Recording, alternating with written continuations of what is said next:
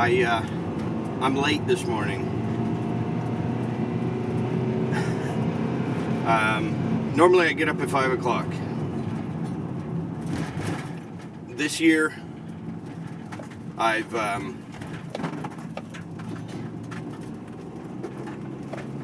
slacked off a little bit getting up because I don't have to get up at 5 o'clock to get down to Fayetteville anymore. At least not on a regular basis. It's very haphazard that I would have to go to Fayetteville.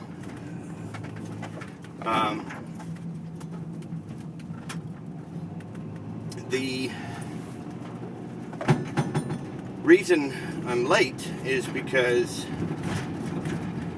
the office told me that I had a repair to do.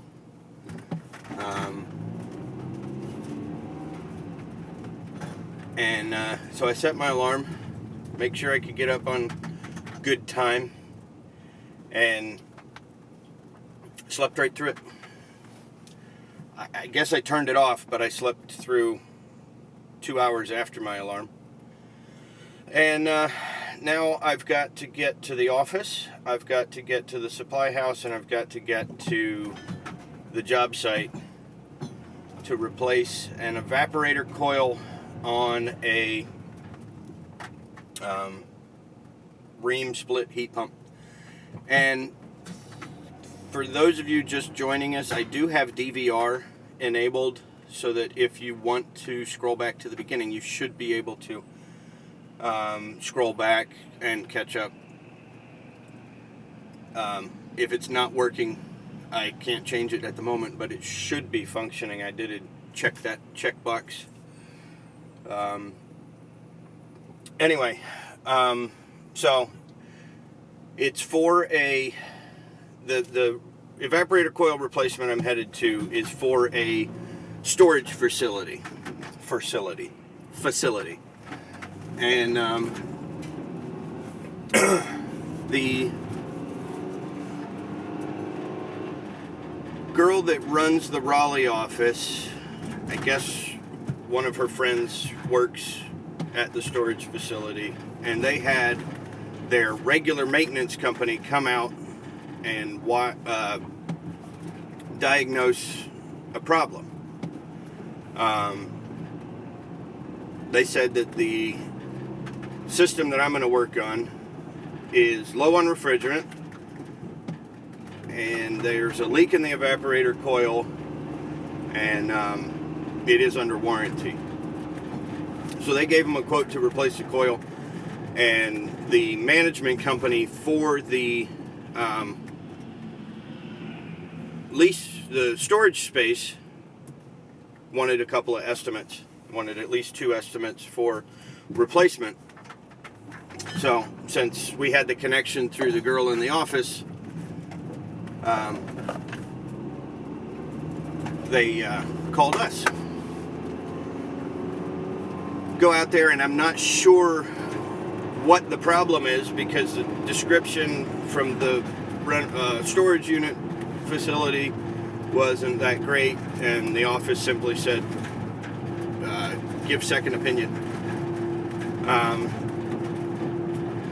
It's on the 4th floor roof of the storage facility, and the air handler is 4th floor. Yeah, air handler's 4th floor on a closet, condenser's 4th floor, or the roof of 4th floor, 4-story building. I'm doing really good with the words this morning.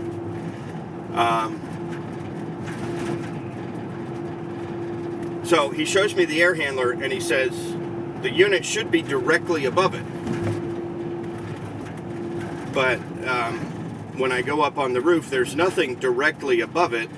There's a section of 4 condensers here on one side of the building, and a section of 4 condensers on the other side of the building. And walk over to the bank of 4 that's closer to the closet that I'm working in, and find the disconnect on one of the condensers is out, and the door's half open. And I thought, that must be my condenser. There's no labeling of the condensers, no alphanumeric anything. There's labeling for the electrical breakers, but no labeling for system matchups. You know, A here, B here, B here. So I'm literally shooting in the dark trying to figure out which condenser I've got. But obviously I can turn the air handler on and run it, and none of the other 7 of the other units are running, so that should be my condenser. Anyway, I get my Sporlan hooked up because I don't use the iManifold all the time now for stuff like that. But what I'm trying to confirm is just, you know, what's going on. Is it possible that it's a, you know, different issue than a leaky coil? You don't trust anybody on a second estimate or a second opinion, because you don't want to go on bad information. At least that's the way I roll. So I get all hooked up on this condenser with the disconnect pulled out, and the thermostat runs through its delay, and the condenser kicks on, and it's the one over here. Not even the one I was working on, or the one that was turned off. So move my Sporlan over and start checking the charge. Charge is good enough. Had a 14 or 15 degree subcooling and a 44 degree superheat with a condenser TXV. I'm sure the charge is wrong at those numbers, but it's good enough to hold them over and give them some heat while they're getting the coil replaced. And maybe the charge was right, but it's leaked down to that point. So anyway, get the Sporlan moved over, system checked, and I don't see anything wrong with the refrigerant charge drastically, other than probably wrong or off. So grab this leak detector and run down to check the air handler. Pop the door on the air handler, look at the coil, and the coil is amazingly clean, amazingly nice. I mean, there's no rust and water stains or anything. Doesn't look like a coil that should be leaking within 5 years. The units were actually built in February of 2011. Anyway, so the coil doesn't look like it's leaking. Most of the time you pull up a coil door and the thing behind it looks like it's been in there for 1,000 years rather than a year. But it's not, doesn't look bad. I'll move on. Doesn't look bad. So I sniffed the front of the coil and I got nothing. I said, oh great, so this is going to be one of those ones where I have to pull the blower, run it in heat so the evaporator coil gets hot and, you know, high pressure to get it to indicate. But before I get to all that, I go ahead and throw my sensor back the left side of the coil.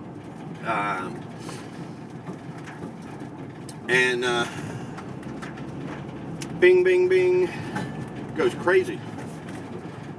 Somewhere on that side of the coil, in the majority or the large coil's face, there's a leak. But it does appear that it's low, that it's down on the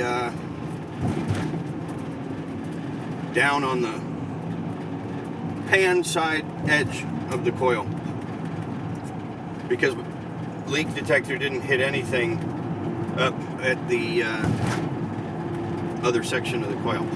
So anyway, that's where I'm headed, and that's where I'm late to.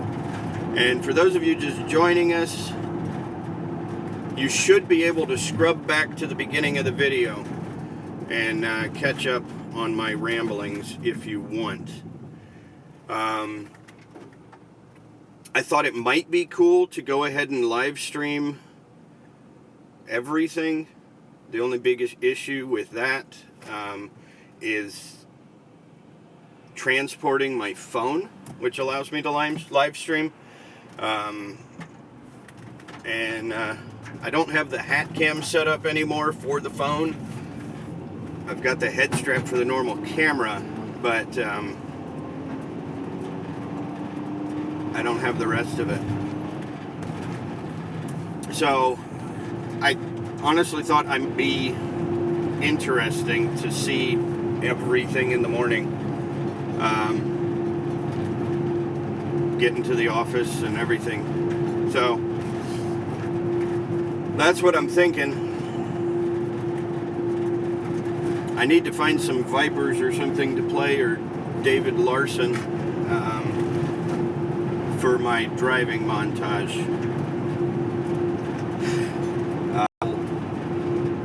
That much data to wire to stream over 4G all day. It's a lot.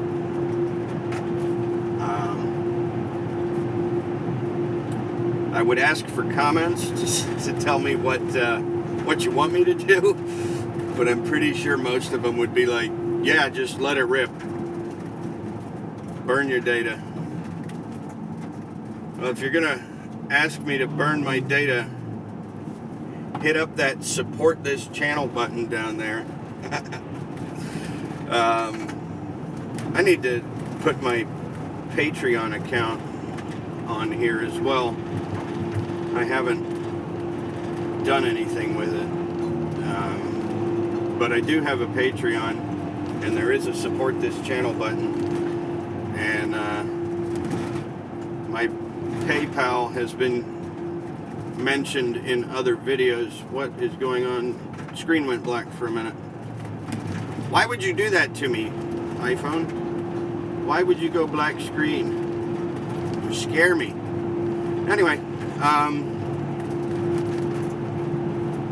let me see if I can find some Vipers or something. I can't talk non-stop for this long. Nah, I should probably let you guys go. I will probably start up another stream, and I don't really want to kick into Zach's daily live stream that he runs. I can't see. Goodness gracious. So I'm going to cut it off. Let you know that I'll probably be back here later in the morning with some more streaming of my work, and we'll go from there. So anyway, thanks for watching. Tune back in a couple hours, or be on standby, whichever way you want to go. And I'll stream some of the work that we get into with this 5-ton evaporator that I'm headed to change. Thanks for watching, guys. Like, subscribe, comment, and share. We'll see you on the next video. Peace.